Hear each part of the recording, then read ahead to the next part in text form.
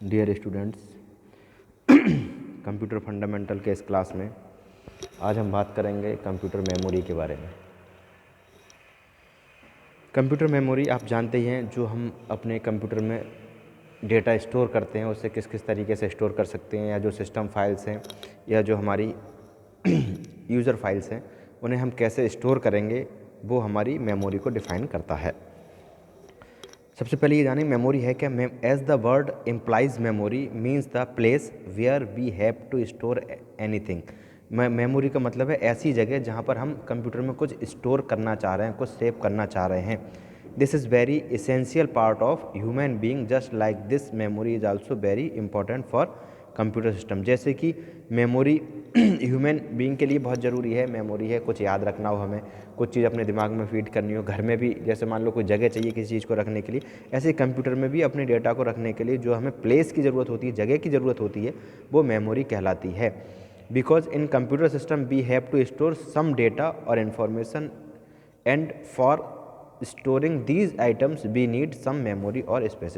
क्योंकि हमारे पास कुछ डेटा भी होता है, इन्फॉर्मेशन भी होती है जो हम कंप्यूटर सिस्टम में सेव करना चाहते हैं, तो इसके लिए हमें आवश्यकता होती है कि कंप्यूटर सिस्टम में ऐसा स्पेस या मेमोरी हो जिसमें हम ये सेव कर सकें। So that's why we can say that memory is very important part of computer system. तो हम ये कह सकते हैं जो मेमोरी है वो कंप्यूटर सिस्टम का बहुत ही इंपॉर्टेंट पार्ट होता है।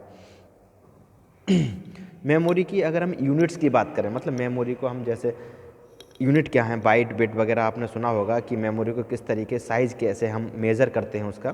तो there are various units which are use to measure computer memory. Computer memory को मेज़र करने के लिए जैसे हम कोई भी लिक्विड चीज़ है उसे लीटर में मेज़र करते हैं, मिलीलीटर में मेज़र करते हैं, ठीक है। अगर कोई अगर सॉलिड चीज़ है उसे हम क्या कहते हैं, किलोग्राम ग्राम में मेज़र करते हैं। ऐसे कंप्यूटर मेमोरी को मेज़र करने के लिए कुछ यूनिट्स हैं। जैसे सबसे पहले है बिट, जो कि smallest unit of computer memory. Computer memory का स्मॉलेस्ट यूनिट है बिट, ठीक है। देन बाइट आता है जो कि 8 बिट के बराबर है, ठीक है। 8 बिट इक्वल टू 1 बाइट, यानी 1 बाइट के बराबर 8 बिट के बराबर होता है 1 बाइट। देन किलोबाइट, जैसे हम के बी बोलते हैं शॉर्ट में, वो होता है 1024 बाइट्स के बराबर। देन मेगाबाइट होता है जो कि होता है 1024 किलोबाइट्स के बराबर। एंड देन गीगाबाइट जो कि 1024 मेगाबाइट के बराबर होता है। देन टेराबाइट जो कि 124 गीगाबाइट के बराबर होता है। उसके बाद आता है जीटाबाइट जो कि 124 टेराबाइट के बराबर होता है। उसके बाद आता है योटाबाइट जो 124 जीटाबाइट के बराबर होता है। इस तरीके से हम मेमोरी के यूनिट्स को देखते हैं और मेज़र करते हैं किसी भी मेमोरी की चीज़ को। मान लीजिए कोई फाइल है, कोई इमेज है, कोई फ़ोटो है, कोई वीडियो है, कोई ऑडियो है, उसका कुछ ना कुछ साइज़ होगा, ठीक है। कुछ ना कुछ उसका साइज़ होगा, मतलब साइज़ के अकॉर्डिंग ही तो जाके स्पेस लेगा। अगर साइज़ नहीं होगा, उसमें वजन कह लें या उसका कुछ साइज़ कह लें, ठीक है, तब तक हम किसी चीज़ को मेज़र नहीं कर सकते। Memory are classified into 2 types. Memory को 2 तरीके से क्लासिफाइड किया गया है। फर्स्ट है प्राइमरी मेमोरी। प्राइमरी मेमोरी क्या होती है? Primary memory also known as main memory और इंटरनल मेमोरी। प्राइमरी मेमोरी को हम मेन मेमोरी और इंटरनल मेमोरी भी कहते हैं, ठीक है। यानी कि कंपलसरी मेमोरी और ज़रूरी मेमोरी होती है प्राइमरी मेमोरी, ठीक है। तो which is located in the motherboard of system, जो कि सिस्टम के मदरबोर्ड में। तो प्राइमरी मेमोरी को हम मेन मेमोरी और इंटरनल मेमोरी के नाम से भी जानते हैं, जो कि सिस्टम के मदरबोर्ड में लोकेटेड होती है, यानी कि मदरबोर्ड पर वो लगी होती है, ठीक है। As we say which is directly connected to the CPU. हम ये कह सकते हैं जो मेन मेमोरी होती है वो डायरेक्टली सीपीयू से कनेक्टेड होती है, या दूसरे शब्दों में हम कह सकते हैं कि सीपीयू को चलाने के लिए या फंक्शनिंग करने के लिए मेन मेमोरी कंपलसरी होती है। It is the place where only little bit of data are stored either by manufacturer और बाई यूज़र। इसमें जो है एक ऐसा प्लेस है जहाँ पर लिटिल बिट मतलब छोटे अमाउंट का डेटा स्टोर किया जा सकता है, चाहे वो यूज़र कुछ मैन्युफैक्चरर्स का डेटा होता है, यानी जैसे विंडोज़ का है, इंटरप्रेटर, सिस्टम सॉफ्टवेयर जिन्हें कहते हैं, उनका डेटा, और यूज़र का डेटा उसमें स्टोर हो सकता है। This is further divided into 2 parts, और प्राइमरी मेमोरी को 2 पार्ट्स में डिवाइड किया गया है। ठीक है, 2 पार्ट्स में डिवाइड किया गया है, दैट इज रैम एंड रोम। ठीक है, 2 पार्ट्स में इसे डिवाइड किया गया है।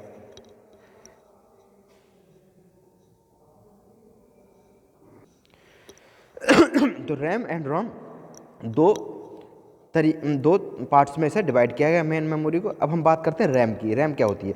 RAM also known as random access memory. RAM को हम रैंडम एक्सेस मेमोरी कहते हैं। It stores the data which the user currently use, और as we say it store the data temporary in it. यानी हम कह सकते हैं रैम क्या है? जो टेम्परेरी डेटा को होल्ड करे। यानी जब हम कंप्यूटर को ऑन रखते हैं और उस पर वर्किंग कर रहे होते हैं, जब तक कि हमने अपना वर्क सेव नहीं किया होता है, जब तक हमने अपना वर्क सेव नहीं किया होता है, तब तक वो टेम्परेरी कहलाता है। ठीक है, जब तक सेव नहीं होगा तो वो टेम्परेरी कहलाता है। जो कोई भी वर्क कर रहे हो, चाहे हम टाइपिंग कर रहे हो, चाहे कोई लेटर बना रहे हो, चाहे एक्सेल पे कोई सीट बना रहे हैं, चाहे कोई प्रोग्राम बना रहे हैं, तब तक वो टेम्परेरी है। तो उस टाइम के जो डेटा है वो कहाँ सेव रहेगा? रैम में रहेगा। रैम क्या करता है? टेम्परेरी डेटा को सेव करता है। ठीक है, रैम नीड्स पावर और electricity to work when the computer power is turn off, then all the data will in it will be erased automatically. ठीक है, इस रैम को चलने के लिए पावर की ज़रूरत होती है। जब तक पावर इसे मिलती रहेगी, डेटा इसमें होल्ड रहेगा। जैसे ही पावर ऑफ हो जाएगी तो इसका डेटा जो है वो इरेज हो जाएगा, डिस्ट्रॉय हो जाएगा, ख़त्म हो जाएगा, अगर हमने सेव नहीं किया है तो। ठीक है, this is a circuit which have it's separate space और स्लॉट इन मदरबोर्ड। एक सर्किट है जो मदरबोर्ड में इसका एक अलग स्लॉट और स्पेस होता है जहाँ ये लगाई जाती है। ठीक है, मदरबोर्ड में रैम लगाने का अलग एक स्लॉट और स्पेस होता है जहाँ पर रैम लगाई जाती है। This allow the computer to run the software faster. RAM की वजह से ही कंप्यूटर की जो प्रोसेसिंग है, फंक्शनिंग है, या जो सॉफ्टवेयर हैं वो फास्टली वर्क करते हैं। ठीक है, आपने देखा भी होगा जितनी ज़्यादा रैम की कैपेसिटी होगी हमारे सिस्टम की, उतनी ही अच्छी तरीके से हमारे कंप्यूटर में फंक्शनिंग होगी। ठीक है, और रैम की बात कर रहे हैं तो रैम को भी हम 2 तरीक़ों से डिवाइड करते हैं, 2 पार्ट्स में डिवाइड करते हैं, S RAM and D RAM. S RAM का मतलब है static RAM, known as static RAM. S RAM को हम स्टैटिक रैम के नाम से जानते हैं। The word static refers that the memory retains its content as long as the power is supplied. ठीक है, एस रैम का मतलब है जहाँ पर मेमोरी के कंटेंट तब तक रुके रहें जब तक कि पावर सप्लाई मिल रही है। ठीक है, उसके जो कंटेंट है, स्टैटिक का मतलब है मेमोरी रिटेन्स इट्स कंटेंट, यानी मेमोरी अपने कंटेंट को तब तक बरकरार रखेगी जब तक कि पावर सप्लाई उसे मिलती रहेगी। So that's why we can say this is volatile in nature. तो हम ये कह सकते हैं ये जो रैम है, स्टैटिक रैम, ये नेचर वाइज वोलाटाइल है। ठीक है, नेचर वाइज वोलाटाइल है। ठीक है, S RAM does not need to be refreshed periodically. We know there are so many programs which runs in background. हम जानते हैं कई प्रोग्राम बैकग्राउंड पर रन होते हैं, तो इसे बार बार रिफ्रेश करने की ज़रूरत नहीं होती है। S RAM is faster but more expensive than D RAM. जो स्टैटिक रैम है वो फास्टर तो होती है, लेकिन डायनामिक रैम के कंपैरिजन में ये थोड़ी महंगी भी होती है। ओके, अब बात करते हैं डी रैम के बारे में, डायनामिक रैम के बारे में। Known as dynamic RAM, it also contain data only when electricity is available. जब इलेक्ट्रिसिटी हमारी अवेलेबल है तब डेटा को कंटेन हमारी डी रैम करती है। D RAM needs to refresh periodically due to this. D RAM को एक नियमित अंतराल पर रिफ्रेश करने की ज़रूरत होती है। This RAM work slower then S RAM. Static RAM से थोड़ा स्लो काम करती है। Mainly general PC uses the RAM. General जो पीसी होते हैं जो आजकल हम यूज़ कर रहे हैं उनमें डी रैम मेनली यूज़ होती है, because it is much cheaper than S RAM and requires less space. ठीक है, क्योंकि ये एस रैम से थोड़ी सस्ती होती है और इसे थोड़ा कम स्पेस चाहिए होता है मदरबोर्ड में लगाने के लिए। ठीक है, अब रोम की बात करें तो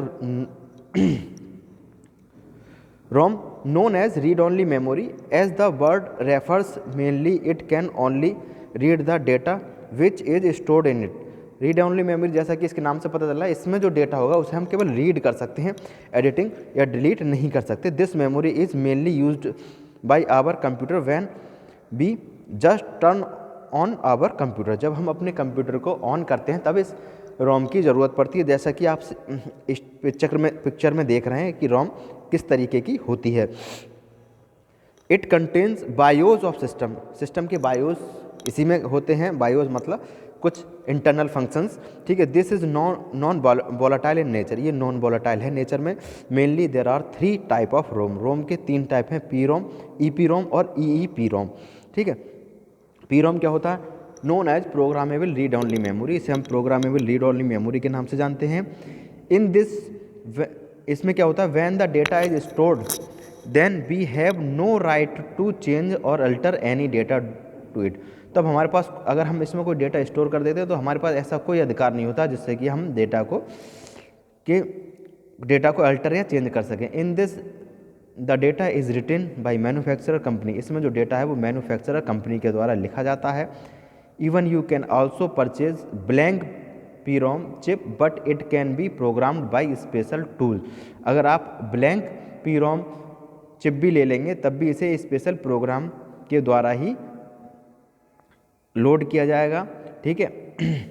इन general PC mainly P ROM is use because we don't have to alter any data. General PC में पी रोम का यूज होता है, जिस ज़्यादातर हम उसका डेटा पी रोम का अल्टर नहीं कर सकते हैं, ठीक है। Then E P ROM known as erasable P ROM, ये इरेजेबल है, लेकिन इसमें जो इरेज करने की टेक्निक है उसको हम अल्ट्रा वायलेट रेज के द्वारा इसका डेटा हम इरेज कर सकते हैं, लेकिन ये पी रोम से ज़्यादा एक्सपेंसिव होती है, ठीक है। देन है ई पी रोम, ये भी इलेक्ट्रिकली इरेजेबल पी रोम है, इसका भी डेटा हम इरेज कर सकते हैं। उसमें हम अल्ट्रा वायलेट रेज से करते थे, इसमें हम इलेक्ट्रिकल चार्ज के द्वारा डेटा को इरेज करते हैं, ठीक है। It can be erased 1 byte at a time, एक टाइम पर 1 बाइट इरेज होगा, rather than erasing the entire chip by ultra violet ray, या फिर आप अल्ट्रा वायलेट रे के द्वारा एंटायर चिप को डिलीट या इरेज करेंगे। तो स्टूडेंट्स, आज के वीडियो लेक्चर में इतना ही। कल हम सेकेंडरी मेमोरी के बारे में स्टडी करेंगे। Okay, thank you.